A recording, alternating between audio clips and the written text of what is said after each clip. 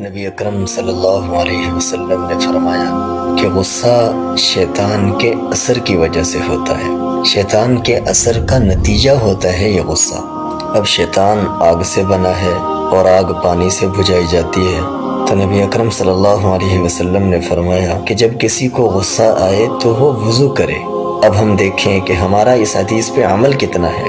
غصہ انسان کی فطرت میں ہوتا ہے، غصے کا نہ آنا یہ کمال نہیں ہے۔ جس شخص کو غصے کی بات پہ غصہ نہ آئے اس کو تو پریشان ہونا چاہیے اور ڈاکٹر کو چیک کروانا چاہیے کہ اس کو غصے کی بات پہ غصہ کیوں نہیں آتا۔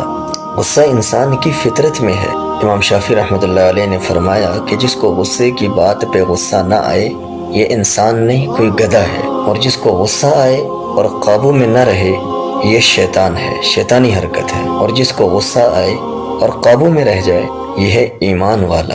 عموماً ہمیں غصہ آتا ہے جب ہمیں کوئی گالی نکالتا ہے۔ ایک شخص سے کسی نے پوچھا کہ بتاؤ بھئی آپ جیل میں کیوں آئے؟ کہنے لگا تھا میں نے قتل کیا۔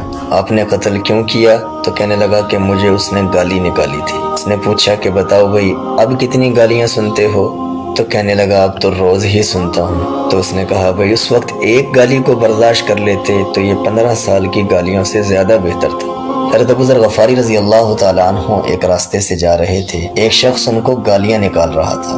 وہ وہاں رک گئے اور خاموشی سے گالیاں سنتے رہے۔ جب وہ گالیاں دے کے تھک گیا اور خاموش ہو گیا تو حضرت ابو ذر غفاری رضی اللہ تعالیٰ عنہ نے فرمایا کہ دیکھو بھائی آگے ایک پل آ رہا ہے، اسے پل صراط کہتے ہیں۔ اگر میں اس سے گزر گیا تو مجھے تیری گالیوں کی کوئی پرواہ نہیں، اور اگر نہیں گزرا تو جو تو گالیاں دے رہا ہے میں اس سے بھی زیادہ برا ہوں۔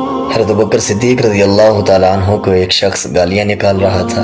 نبی صلی اللہ علیہ وسلم یہ سارا منظر دیکھ کر مسکرا رہے تھے، لیکن جب حضرت ابوبکر صدیق رضی اللہ تعالیٰ عنہ نے اس کی گالیوں کا جواب دیا تو نبی صلی اللہ علیہ وسلم کی مسکراہٹ ختم ہو گئی۔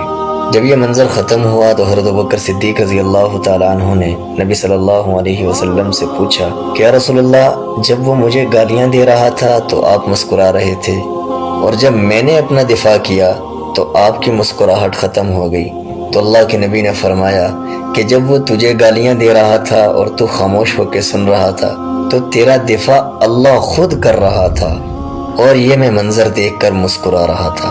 لیکن جب تو نے اس کی گالیوں کا خود جواب دیا تو جو اللہ کی مدد تیرے ساتھ لگی ہوئی تھی وہ ختم ہو گئی تھی اس وقت، جس کی وجہ سے میری مسکراہٹ ختم ہو گئی تھی۔ اب عموماً کسی سے پوچھو کہ بھئی آپ کو 1000 روپے چاہیے کہ لاکھ، وہ کہے گا مجھے تو لاکھ چاہیے۔ اس سے پوچھو لاکھ چاہیے کہ کروڑ، وہ کہے گا مجھے کروڑ چاہیے۔ اس سے پوچھو کروڑ چاہیے کہ 10 کروڑ، وہ کہے گا مجھے تو 10 کروڑ چاہیے۔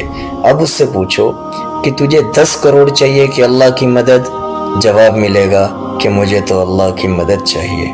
جب اللہ کی مدد چاہیے تو پھر گالیوں پر خاموش ہو جاؤ، غصے کو پی جانا سیکھو، غصے کو قابو میں رکھنا سیکھو۔